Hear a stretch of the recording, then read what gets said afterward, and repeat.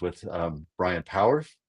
Bryan, I'm going to let you introduce yourself a little bit as to what you do and kind of how you got here, if you would. Yeah, that's quite a headline, right? I mean, why, like the breakup could be the best thing, but in my experience, that is very true. And so again, my name is Brian Power. My wife and I did go through a crazy breakup, if you will, in 2024. That really kind of stemmed from a lot of childhood trauma that we were kind of was playing out in our relationship and our lives, and ultimately would lead to a breakup, restraining order to the point where it was all for emotional safety. It was never a violent threat at all, but there was so much chaos, so much emotional distress. She would actually reach for that as a tool to kind of get some space, and that space would actually prove to be an incredible opportunity for us to both grow, for us to both change, for us to both learn, and actually come back together. As fate would have it, in our case, we were able to come back together and actually make it work pretty well. So today we share a pretty good relationship because of this incredibly, terrible breakup, if you will. But because I think we did it right, we did a lot of things right in that regard at that time. We're able to kind of move forward in a way that's been a blessing. So that's what landed me here. And you do some coaching work here as well, right? I do, yeah. So through this entire experience, I actually learned a lot about what's called attachment theory, and I came across a video by Thais Gibson, Thais Gibson, out of Canada, who was talking about attachment theory. It was probably about a month or so before I kind of got kicked out of the house, if you will. But I was fascinated by the work that she was doing and some of the things that she was saying. She was on a podcast with Mel Robbins out of Boston, and about an hour and a half into that thing, I was just like, I'm hooked. I saw a lot of answers. I thought there was a lot of meat to that discussion, and I really just wanted to delve into that work further. And so I did, even though the relationship kind of ended with my wife at the time. That was the work that I kind of continued to do and continued to learn about, to the point where I was just enthralled by it. And now I actually try to help others learn the program as well. It's called Integrated Attachment Theory, and it's really a six-pillar program that helps you heal your attachment style, move you from the unhealthy attachment styles into a secure, healthy attachment style, and gives you some tools to really work with in a relationship. Tools that I never had before, tools that I finally can, look at and go, wow, this is how sometimes a relationship should work. This is pretty cool. And so I'm just really blessed to have gone through that entire experience and learned some of this stuff. So I love the opportunity to kind of maybe share some of that with other people now. It's just a blessing.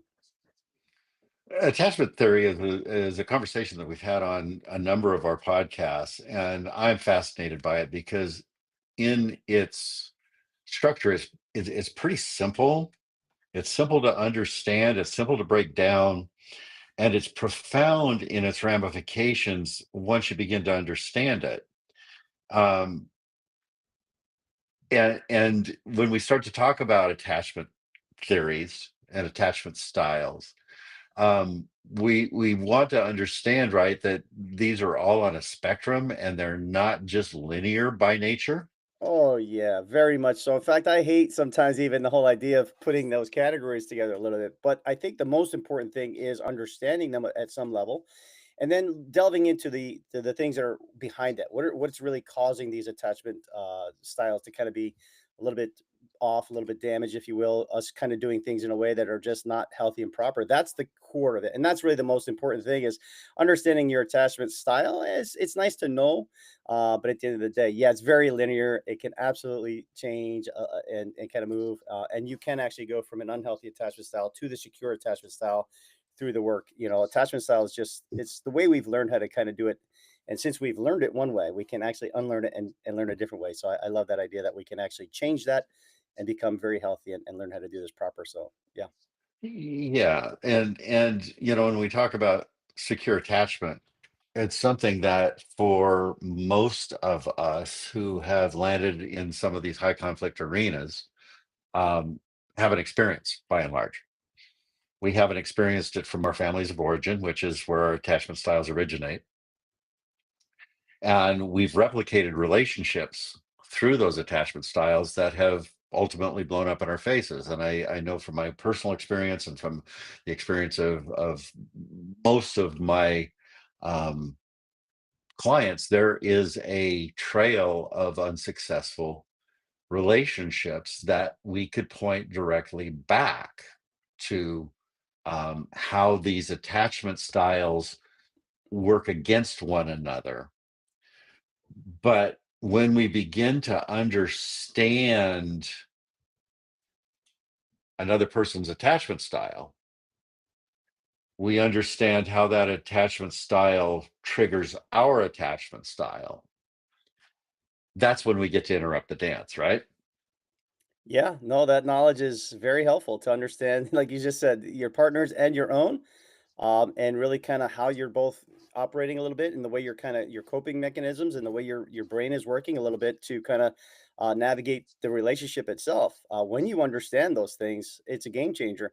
And until you really get a lot of this is subconscious, just like you said. It's really it's the underlying subconscious that's driving the train, if you will. And until we really tap into that idea and understand that and really see that for ourselves, it's really hard to change, and we will stay stuck in this cycle and go from relationship to relationship a lot of times. Or even if we stay stuck in one relationship, it's not fulfilling per se. It's just we're kind of just getting through it, but it's not that ultimate wonderful connection, really great communication, all our needs are met. It's not that one that we're dreaming of. We kind of get into a relationship, maybe we're with that person 10, 15, 20 years, but sometimes it's almost a loveless relationship. It's just kind of a relationship of convenience, if you will. And it's hard to kind of move on. And obviously, you care about that person, but the relationship itself just never seems to be at that high level. And that's the difference. Is to me, is learning how to do a relationship not just so that you stay together, but that you thrive through that relationship. That you really have an incredible connection and are able to really feel fulfilled in that relationship. That's the key to a really wonderful relationship. And that just takes some practice, some skills, some knowledge that a lot of times we just don't have.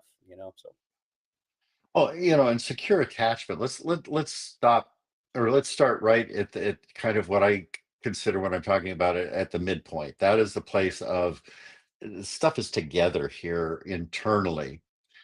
And that means that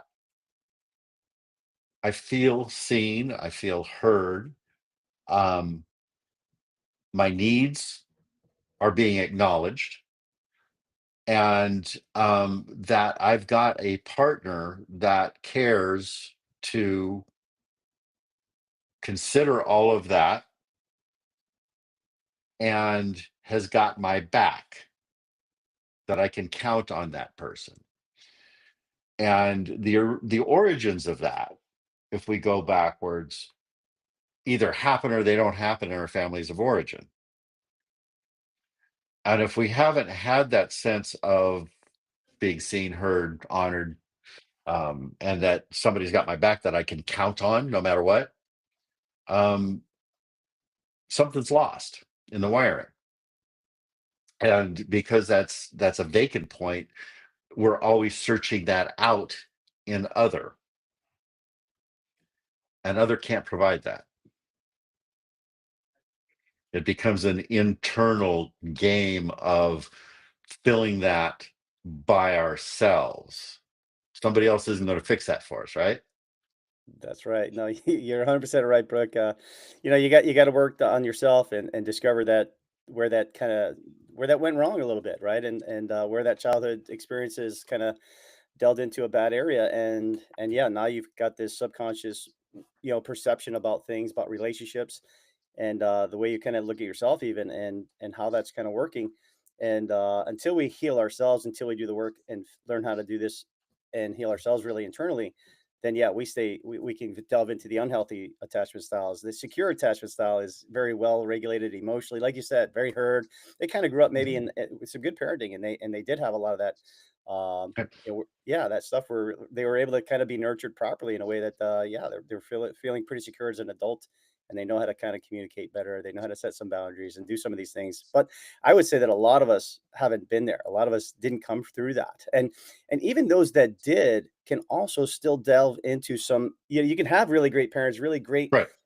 Absolutely, but still kind of somewhere along the line develop some core wounds, some sort of abandonment issue or some sort of issue, if you will, that can also provide you with some dysfunction, if you will, misperception. So even if great parents doesn't mean you're going to always come out just right.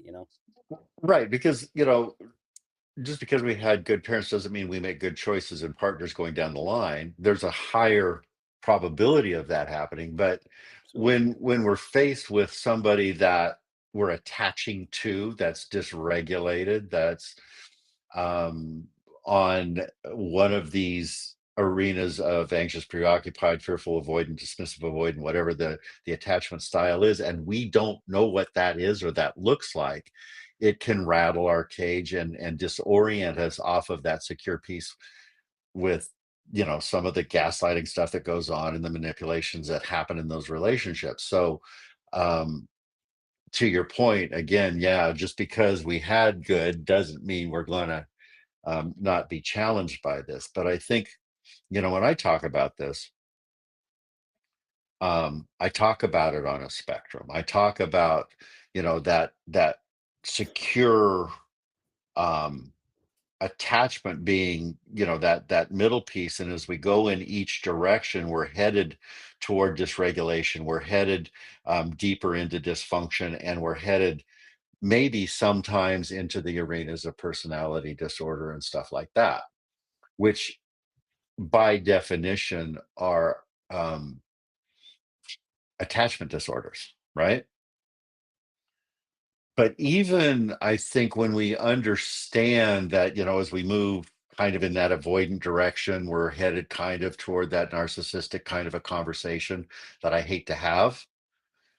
But that's kind of the direction that it moves. And then when we move um, in that anxious, preoccupied direction, we're leaning more into that borderline type of behavior, and that always anxious, always looking for where things are in order to be able to orient to it. And the thing that I think I've found is that all of these, um, with the exception of the secure attachment, these other attachment styles, at their very core, are anxiety driven. Whether it's avoidant, what are you avoiding? Why are you avoiding it? Because I'm anxious about attaching to that. That's is problematic for me. So I look at these from the standpoint of um, they're two sides of the same coin. They really are. Yeah, yeah, I agree. It's just, you know, to me, they're just different coping mechanisms that that person developed. And, one person developed it one way, and the other person kind of developed sometimes the opposite survival method, if you will, but it worked for them. And so, so when you talk about a dismissive, that they learned how to detach better. They learned how to kind of really isolate more, and kind of deal with a lot of the emotions on their own. If they Mhm, feel like emotions at all, but emotions are bad, and so we don't feel those typically. But if we do, we're going to mhm, really kind of deal with it on our own. And they love a lot of space. They fear, greatly fear, being trapped. They're not great with commitment. So a lot of these things, those are just coping mechanisms based out of fear and anxiety. That's right. And mhm, so on the flip side, you have the person who is very anxious and who loves connection and who hates to be alone and wants to be connected to the other person all the time and really just needs that to kind of regulate themselves. But looking outside themselves to regulate, and that's also not a very healthy approach either. So these things they're just patterns that we've learned a lot of times through our childhoods, in a way that just kind of served us as kids trying to learn how to survive and get through that experience. mhm, And it did work in our childhood. It did help us survive. But now we're taking that same pattern into our adult lives, into these relationships where they're no longer serving us. And that pattern, and until we figure that out and break that pattern, a lot of times we're just set in that pattern and we're just going to keep doing it until we kind of fix it a little bit. Yeah. yeah. And I've found, and I think you have as well in relationship. I'm curious because I can speak to my own relationships, but um, did you find that the two of you had opposite attachment styles? Yeah, so my wife and I are what I would call, fearful avoidance. We're kind of in that middle zone where sometimes we can lean dismissive, sometimes we can lean anxious. At the time of our trouble, though, and in our relationship, my wife definitely was leaning a lot more dismissive. She was definitely leaning, isolates a lot, loves the hyper independent, definitely needs a lot of time to process the emotions on her own. And the more she did that, the more it kind of fueled my anxious side, where all of a sudden that when she would pull away, that would trigger my little bit of anxiety. I have a big abandonment issue for me. It's a fear of Right. abandonment is a big one for me. And so when somebody pulls away, I start to think maybe this is going to end. I start to get, that subconscious nervous system activates, and all of a sudden I'm in an anxious zone of, trying to attach and hold on to it. And the more I try to hold on, the more again she wanted that space. And so that was the dynamic that actually led to our falling out, and ultimately led to that restraining order that I talked about in the beginning here. Because we were so polar opposites, the more she pulled away, the more I tried to attach, the more she needed to pull away, and it just became so dysfunctional. And that's why when I found Thais's work and the attachment stuff, I was like, wow, that is us to a T. And I was so impressed with the idea that this is normal, if you will, in a sense that we're not the only ones dealing with this unhealthy dance. But at least Mhm. somebody kind of could recognize it, kind of put a face to it, put a label to it, if you will, put some information to it where I could go, wow, okay, that makes sense. And I started to understand why we were where we were. And so that really made a big difference in everything. Yeah. Mhm. Stalking, right? Where are Yeah, you? What are you doing? Where did you go? Who are you with? Why aren't you yeah, here? yeah, I mean, not I wasn't to that point, but yes, it can get to that point for Yeah, some, right, for right, sure. To her, it felt like that. Anything I did felt like I was stalking her. Anything I did, because right. she was so wanting so much space that anytime I came close at all, it seemed like I was crossing that boundary for her. So, Uh-huh. and that's where it just became confusing, because I was like, wow, I couldn't even sometimes have it just a normal conversation or try to do some things that seem somewhat normal to me, was crossing a line for her, and that would just send us back into a into terrible emotional states. It Right. was yeah, pretty tough. And the fact that you said that she felt that way, that's not what you were doing, but that's what they felt. I mean, that's Yeah, the intensity that comes along when these attachment styles are triggered, right? yeah, And it's like I gotta go or I gotta get. And the the cognitive piece goes offline, right? yeah. And I think, I was introduced to attachment theory years ago, through somebody that directed me to Amir Levine's book, Attached. And the exercises that were in that book were like, oh, these make perfect sense in terms of matching stuff up and understanding it. Because when I go back to my early days with my first wife, um, we were on totally different sides of the spectrum, and we were way outside. I mean, from myself, m- my avoidant behavior was not small, and her Right, anxious, preoccupied behavior was not small. And we were in this dance of, where can I find my space and do what I'm doing? And I was not doing it in a healthy way. right, And she was on the other side of that, trying to chase that down in not a healthy way. And neither one of us understood anything about what this was about. And again, it wasn't until I was in my second marriage and it was coming undone that I started to get a handle on this, and the understanding of that, to your point, and to what we're talking about in this podcast, is understanding this could be the absolutely best thing that ever happened to you. oh yeah, it's absolutely. But it uh isn't, it's not without pain. Yeah, no, unfortunately. No, I mean, if you can do it along the way, if you can see the red flags and catch it earlier, then God bless you. That's incredible. My coaching practice is called My Relationship Fail, or even Make Your Relationship Fail.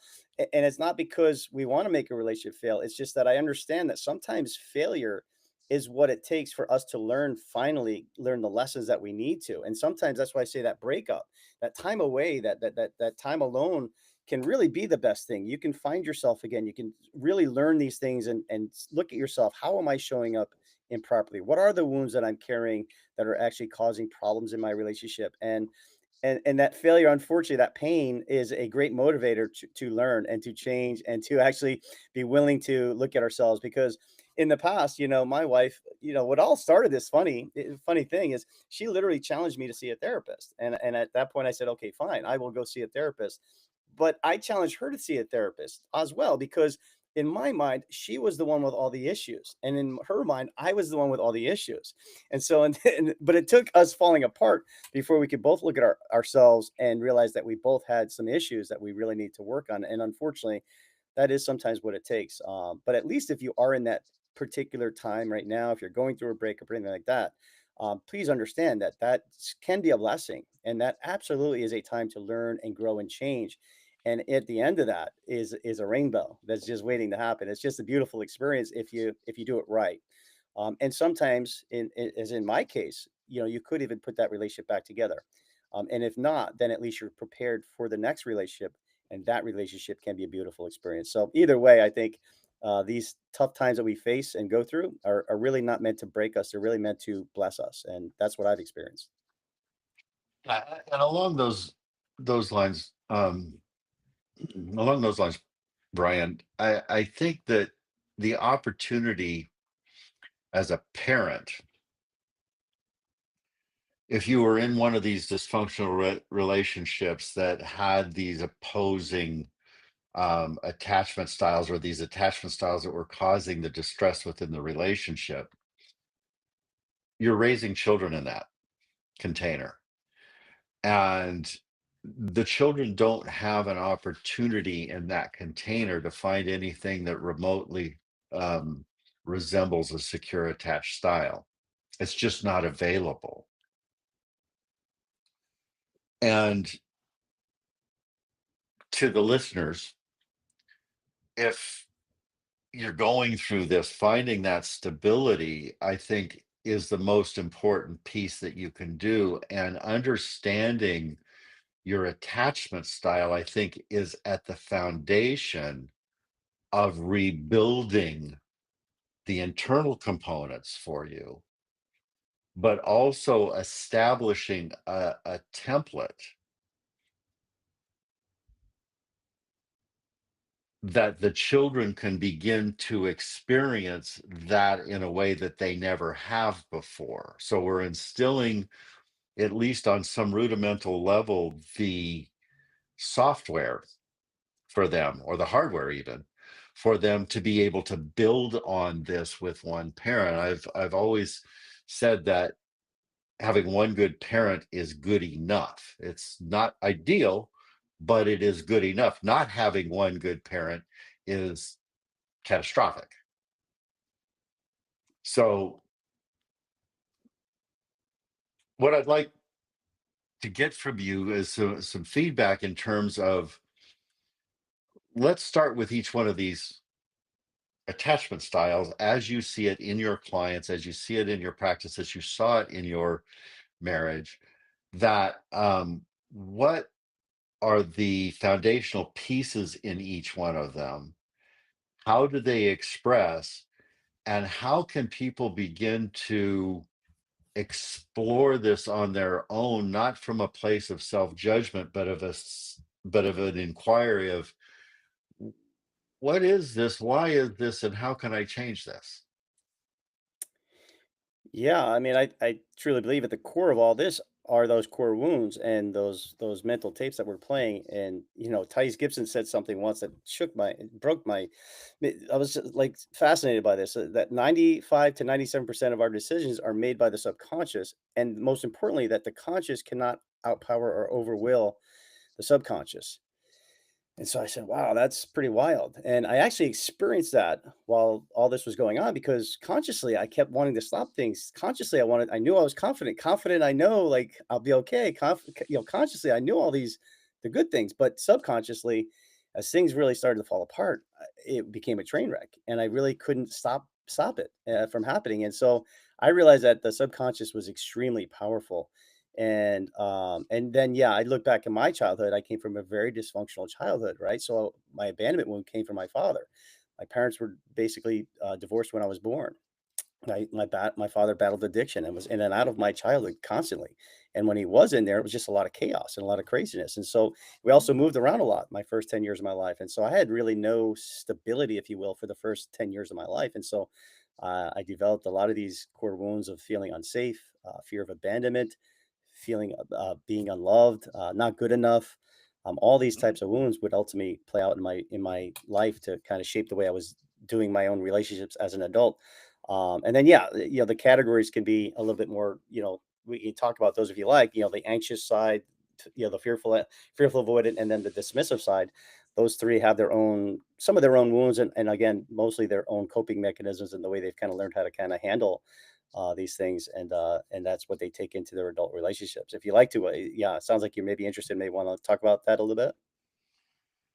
Yeah, in just a second, I do.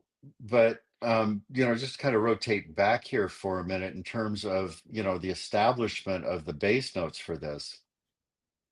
Um, the subconscious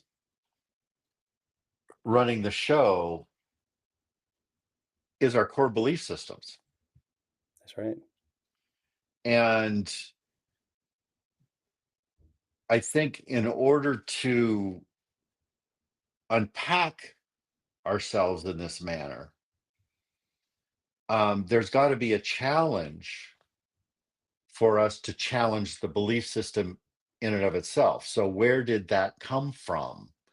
And was that true? And was there malicious intent, or was there just lack of consciousness in the process?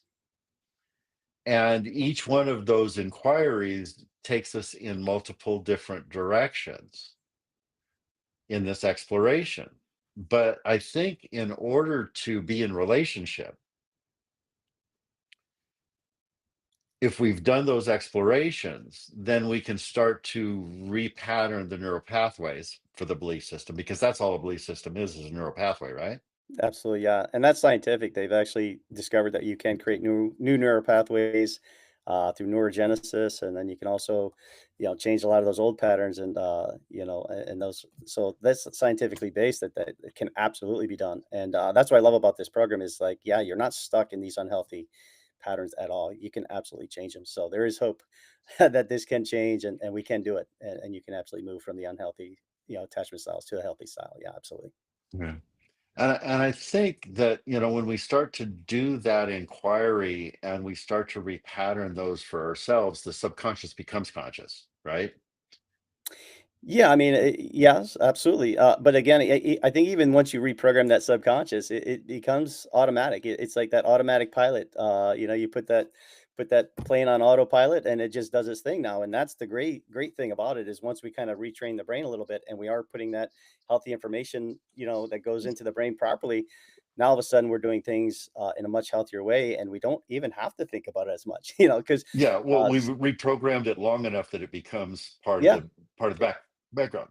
exactly. Yeah, it But becomes part of us. Yep. I think that inquiry, at least for me in relationship now, when my partner and we are still, I've chosen a partner that we're a little bit different on our attachment styles. We're both a lot healthier, but we're still in, in Yeah. these arenas. And understanding that the inquiry for me is, so what's behind that reaction? What's behind that piece? And rather than coming into a judgment of it or chasing it down or requiring something back to settle my own system, I can sit back and go, she's got something else going on here. Yeah. And I can ask a question about that, or I can make a request from that place, but I don't have to chase it down. That's her process. It's got nothing to do with me. And we have a tendency to make it about us, right? Oh, absolutely. One of the sayings I started to say to myself, and forgive my language, but I used to say like, "Don't let her shit be my shit," and that's hard to do Mhm. sometimes. Yeah, we definitely start to look at it and take it as if it's because of us. And again, what does a child learn? A child thinks that everything is because of them, and so in our childhood, Mhm. we think that all the dysfunction in the world and everything that's good or bad, if you will, in our surroundings is because of us. And so if my partner is now acting out in a way that's, kind of a certain style or so, she's doing something that way, it may trigger that childhood thought of, oh, well, this must be because of me. This is my fault. This is something that I'm doing or what have you. And we can certainly look at ourselves. And again, it's all subconscious. as to like I'm to blame because of that. But it's not always the case, right? We know that it's their case. You know, they have their own issues, that we have our issues, and that's what we have to address in this whole program. And that's what I love is we stopped trying to fix the other person. We started to realize we have to fix ourselves. We can't fix the other person. We can only fix ourselves. And through fixing ourselves, we can often bring our partners with us, and that healing can, overflow, if you will, into other areas of our lives and other people that are in our lives. But until we heal ourselves, we just really stay stuck. Yeah, and we're sticking our um, genetic coding in that repetitive pattern going forward as well. Epigenetically, we're kind of delegating our kids to the same outcomes. Yeah, if we don't change it, absolutely. That's one of the things you were talking about the kids and stuff. That's one of the things that really started to trigger a lot of our issues was our parenting style and our differences in parenting. And so that was a huge trigger for us. And so, but the healing that we got from that now and the way we handle each other now, and that we do parent a lot differently. And my wife has come along, not saying I was perfect or anything before, but she has come along a lot of the ways I like to think about parenting and really connecting with the kids, really kind of letting their voice be heard more and really kind of, just a different experience than we were doing before. It's been huge. It's a huge help. And kids are challenging, kids are going to push buttons and challenge us in ways that we never realized before. And I think they bring out a lot of our wounds, right? And in that regard, they're going to show us where we're weak. And all of a sudden, and the thing is, if we don't fix it though, then our kids are going to have to deal with it. The issues that I don't fix for me, I'm going to pass on to my kids.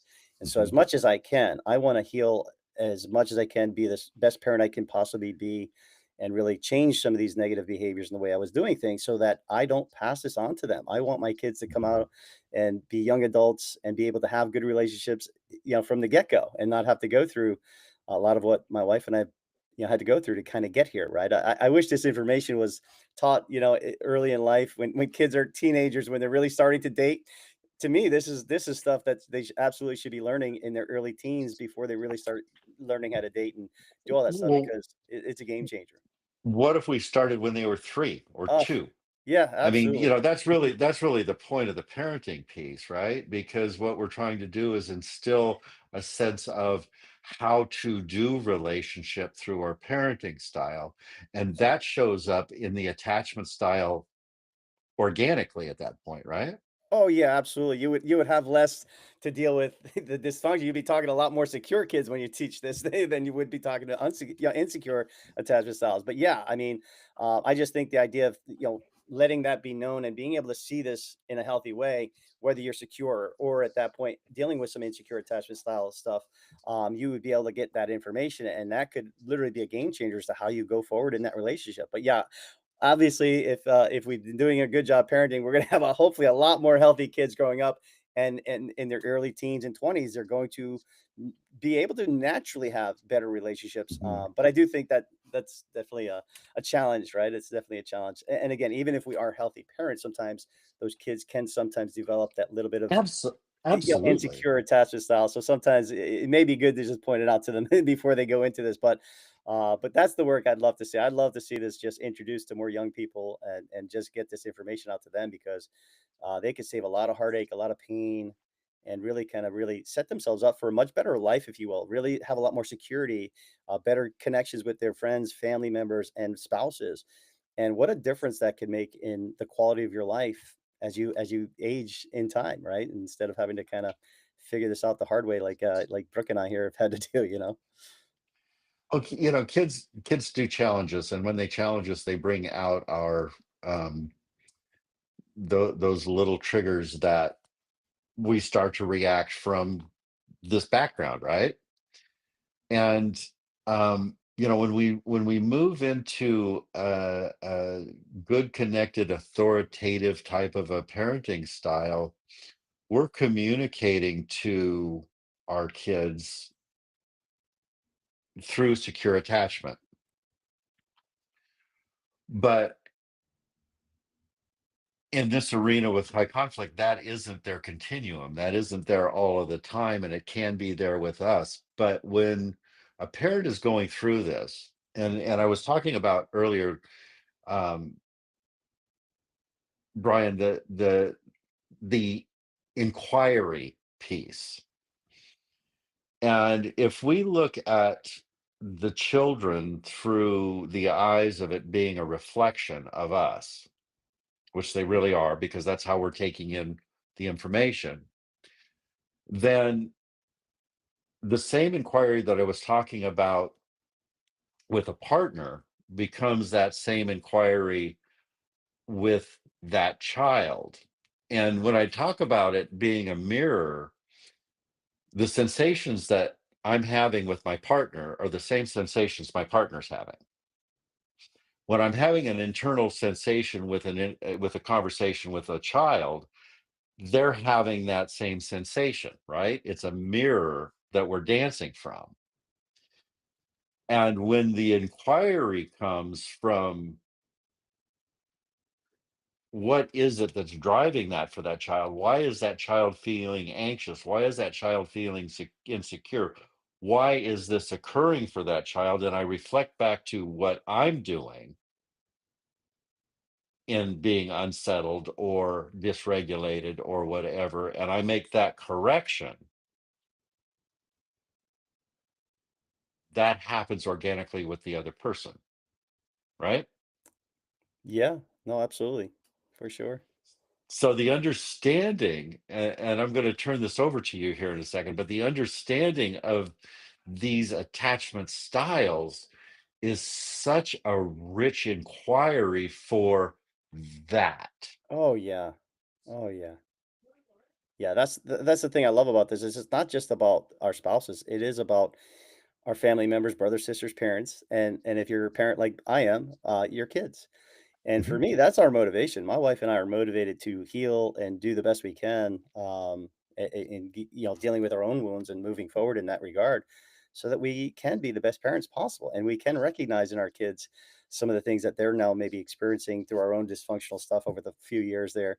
Yeah, and start to see that, and we're a family of healing right now. We're a family that's really doing things differently and learning how to kind of really do better. And yeah, again, my dream is that my kids will be well adjusted, well emotionally adjusted, confident, cool, uh, emotionally balanced, young adults as they move into that. That's our goal. As long as my kids are in my house, I'm going to do everything I can to kind of move them in that direction, and I do that best by example, by living it and kind of doing it there. And this program, yeah, has been a game changer for me to recognize this stuff and then begin to put the pieces together. And then the tools that I've learned with the integrated attachment theory program, the 6 pillars to me have been a game changer as far as our relationship goes. So now my wife and I have a much healthier relationship. Guess what? My kids get to see that as well. They get to see how parents and how a real healthy, good relationship actually works and and how to do that a little bit better. And so my hope is that they'll learn that and eventually, yeah, they'll forget about some of the dysfunctional stuff we were doing before, and they'll be able to kind of just focus on the healthy stuff we're doing now, and that'll be more prevalent in their lives than the other stuff. But Talk about the 6 pillars. yeah, the 6 pillars, game changers. Number one is your core wounds. Those are those, subconscious thoughts that we have: fear of abandonment, fear of being trapped, fear of betrayal, unsafe, all these, fear of being alone, all these different core wounds, core beliefs that we have that are driving the train that really cause problems. So we got to work on those. Number one. Number two is our needs.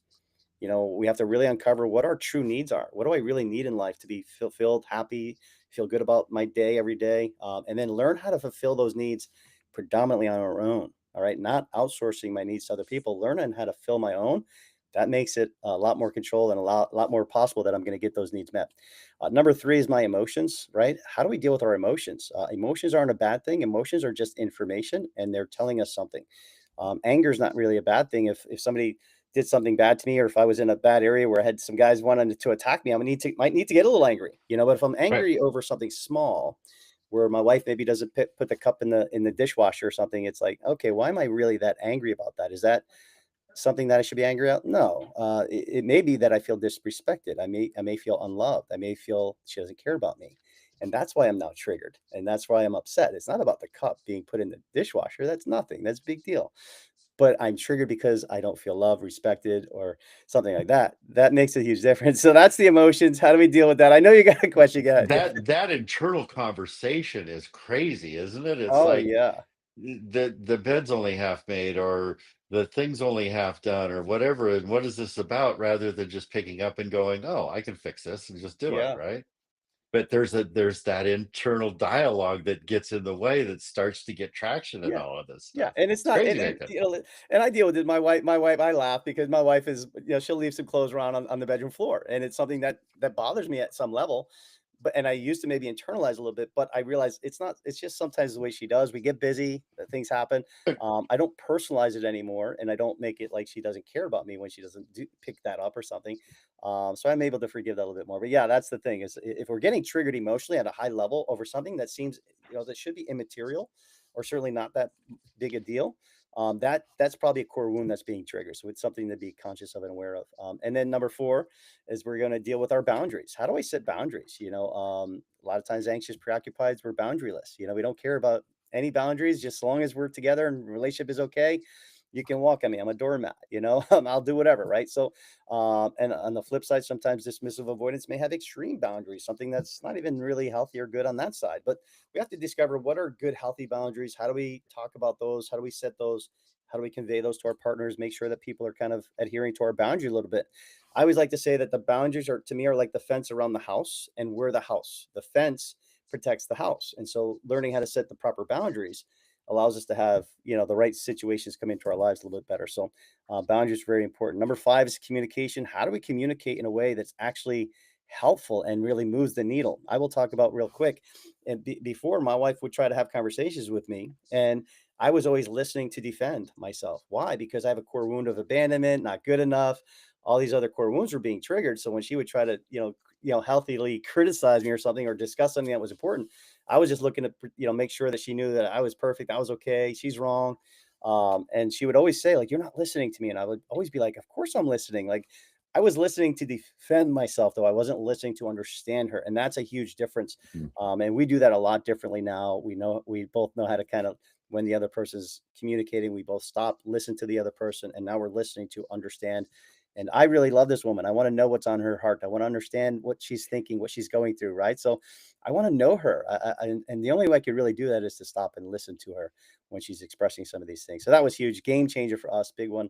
And last but not least is our behaviors. How do I, begin to change my behaviors and act in a way that really is more healthy, more becoming of a good dad, good husband, good person, Mhm. and just learning those behaviors that can actually change my life in a way that again is more positive. Those six pillars to me were just game changers. And when you can see, to me, I can see each one and I can work on each one. I can say, oh boy, I know I'm struggling with my communication. That's something I need to work on. Or, you know what, boundaries. I need to learn more about boundaries. Like, what are those things? Like, and I can study that and learn a little bit about those boundaries. And I just like the idea that I can kind of work on each one a little bit at a time, move the needle a little bit here, a little bit there. And as I move the needle with each one, I'm just getting better and better. I'm getting a lot more of those tools in my tool belt now. So when situations arise, I'm able to kind of, deal with that relationship in a much healthier way. I pull out this tool for this situation. I pull out maybe a different tool for a different situation. And now I have, again, ways to kind of get through a relationship that I never knew were possible. I didn't have these tools before. So I was just kind of winging it. Right. And I no longer have to wing it. I always talk about a car. If your car is breaking down and you were a mechanic, but you had all the right tools, you knew how to fix the car and everything, you wouldn't worry about that car breaking down too much. You'd be okay with that. But if you weren't a mechanic like me, a lot of us aren't mechanics. We don't know how to fix the car. We don't have the tools to fix the car. And so the car starts breaking down. We get a little anxious. We get a little nervous about that. What do we do? Right. But if all of a sudden that mechanic taught you how to fix the car, taught you all the things that you need to know about the car, and all of a sudden gave you the tools necessary to fix the car, if your car started breaking down a little bit, you'd feel a lot more secure about that. You wouldn't have to worry so much. You know how to navigate that. And that's a pretty good thing. And that's the way I feel like in relationships, a lot of times we just, relationships fall apart, not because we don't love each other. It's just that we don't have the tools and the knowledge necessary to keep it together. And that's the important thing is we have to learn those things in order to kind of, be the good relationship mechanic, if you will. Each one of those pillars foundationally requires presence, mindfulness, self-reflection, space, and inquiry, none of which including the broader conversation of relationship, is taught to us, especially when we come from dysfunctional families. And I think families, almost by definition, are dysfunctional. But that being said, um,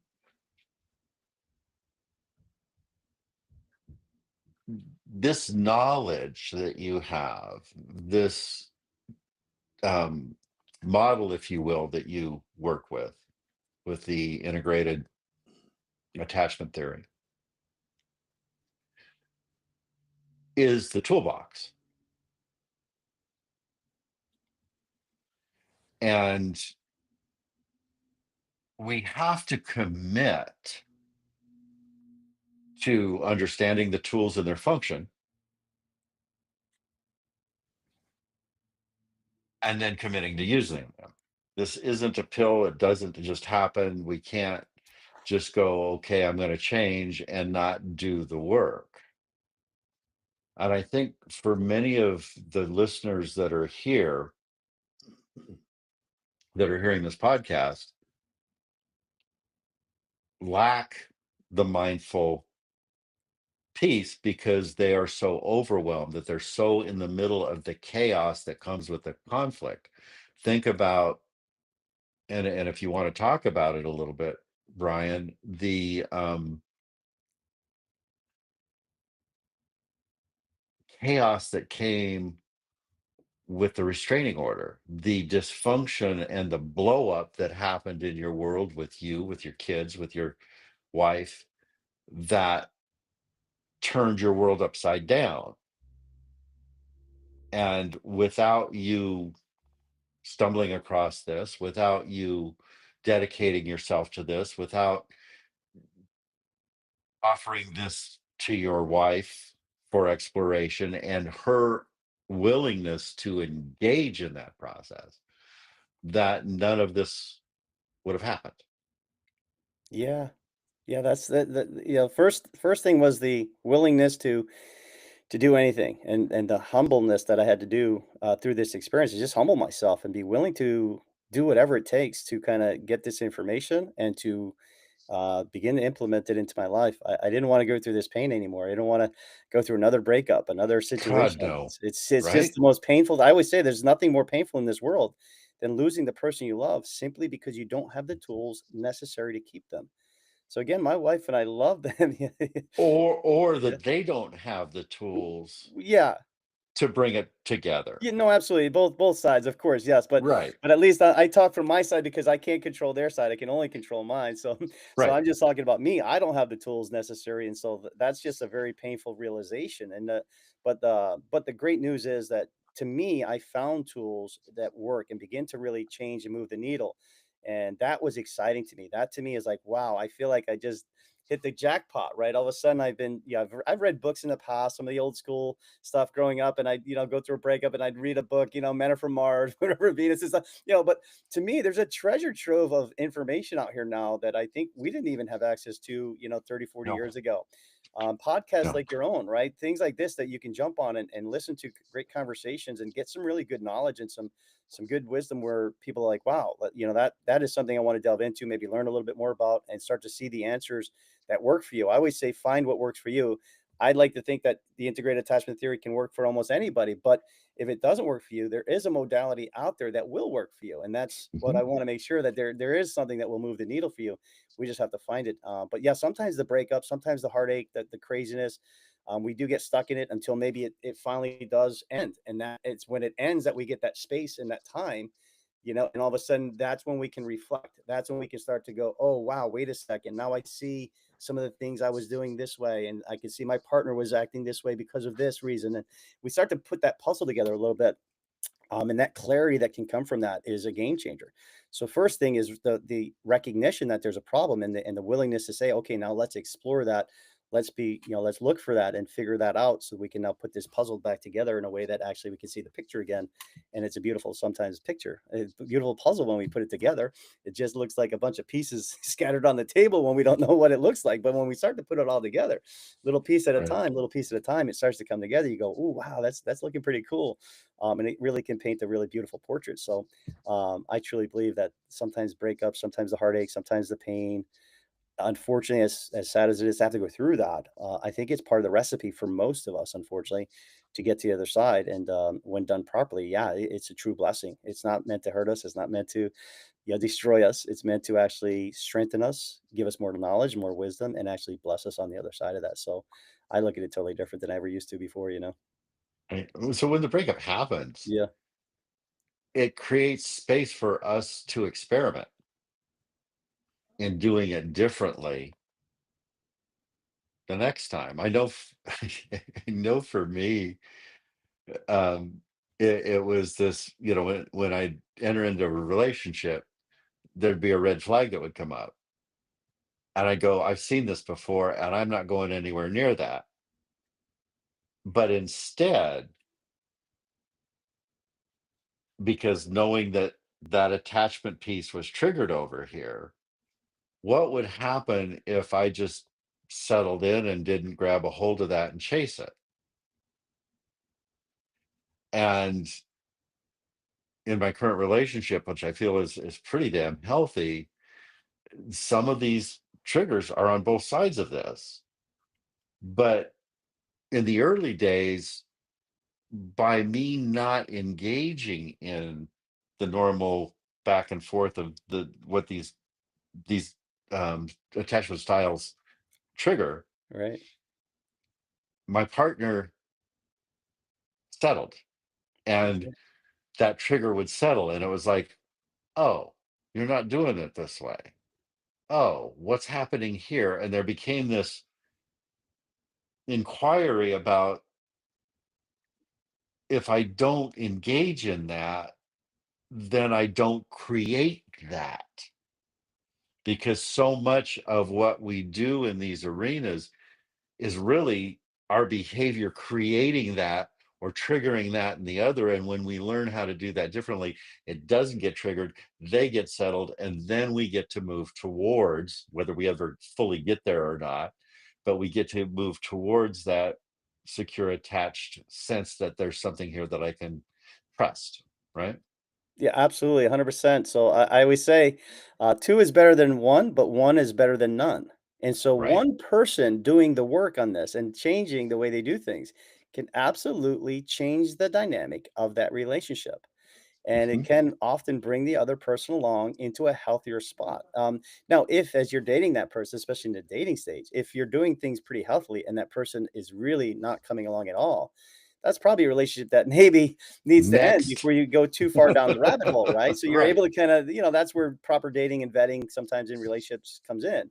And that's another issue, another thing that I wish people could learn better is how to really date from the start and do it differently and better and definitely kind of look for the correct partner so we don't find ourselves in again some of these unhealthy situations. But yeah, no, one person doing it properly and really kind of behaving in a way that's secure is going to help the other person absolutely stabilize more and come along with us. So I always say, like, if your partner doesn't want to do the work, don't worry about it. It's not about them.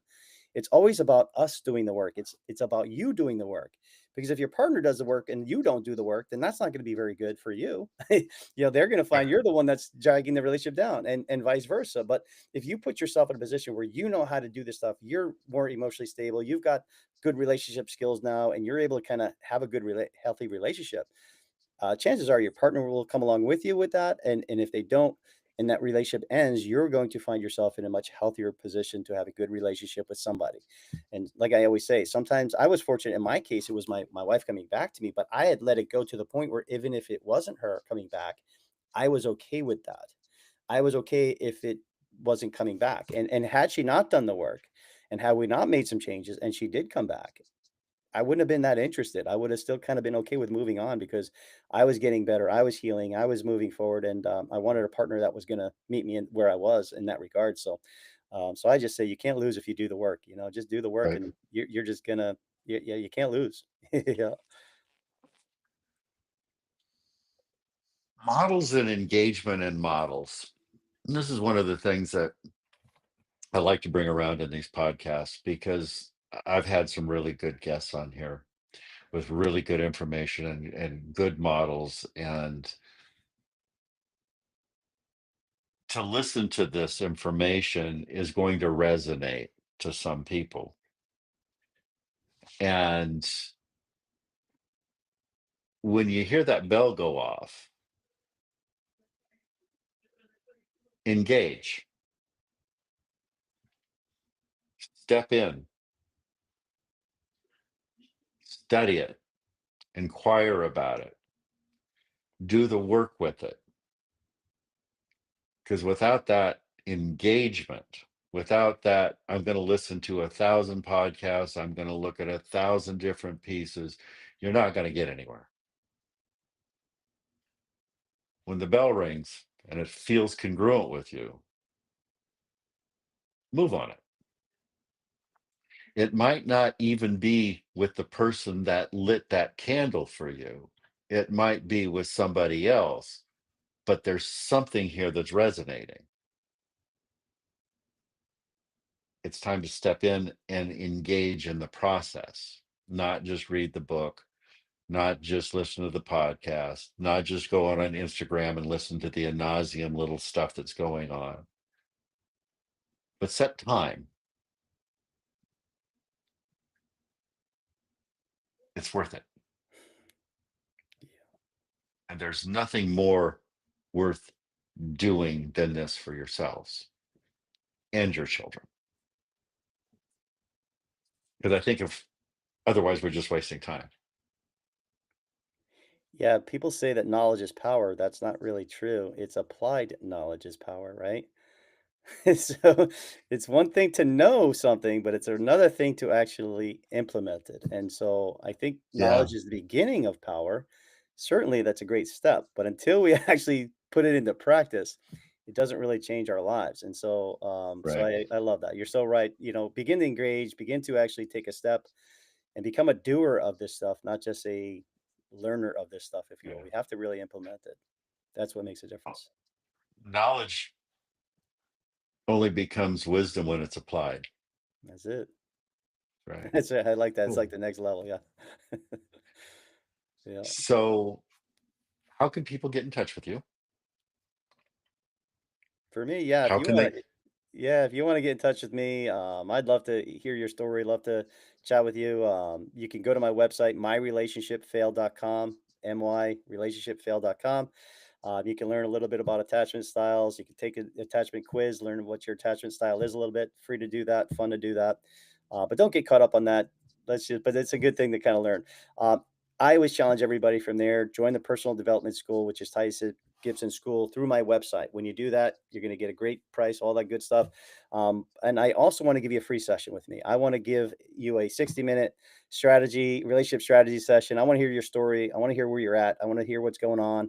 And I want to see if I can help you move the needle a little bit and point you in the right direction and start getting some answers that can really help you move it forward. Completely free. I don't care if you ever decide to work with me or not. I don't care. It's just something I love to do. And I love to, I'm on a mission to just to help as many people have better relationships as possible. That's my goal for the rest of my life till the day I die. I just want to save as many relationships as possible. So if I can help you in any way, please feel free to reach out. I'd love to meet you. Okay. And I'm going to close this out if you're ready. If there's anything else that you want to add here that you feel that we've missed, Bryan, we can bring that in. But I also want to, as we close this out, there may be, and Masi's going to let us know here shortly, if there's people that are listening currently live that have questions for us, and that you can field some of that for them if you'd like. Yeah, I'll be happy to do the best I can. Yeah, if anybody has any questions, for sure. So let me open the chat here. We do have some chat, studio chat. We got 3 people in here. In the meantime, I'll say this while you're looking for that. If you come across a question, great. If not, I want to talk to anybody who's right now is hurting, who's dealing with a breakup, who's really in a bad spot. I want you to know that everything's going to be okay. I truly believe that. I truly believe that this is a chance for you to kind of learn, grow, change. It's all going to be okay if you do the work, if you take this opportunity to actually make changes. Because obviously, if the relationship is struggling at this point, it's probably, there's some things going on here that have brought it to this point. And so even if you do stay together, you want to stay together in a healthy, good way. And so if you're struggling in a relationship, please know that it's going to be okay. Catch your breath. If you're in what's called no contact period, sometimes no contact is the best thing for a relationship. You can get clarity, your partner can get clarity, you guys can figure out what's best for you, and your partner gets to figure out what's best for them. And sometimes you decide to choose each other again, like my wife and I did, where it's like, hey, my wife can walk away, but she chooses not to. She wants to be with me. Same here. We now choose each other in a healthy way.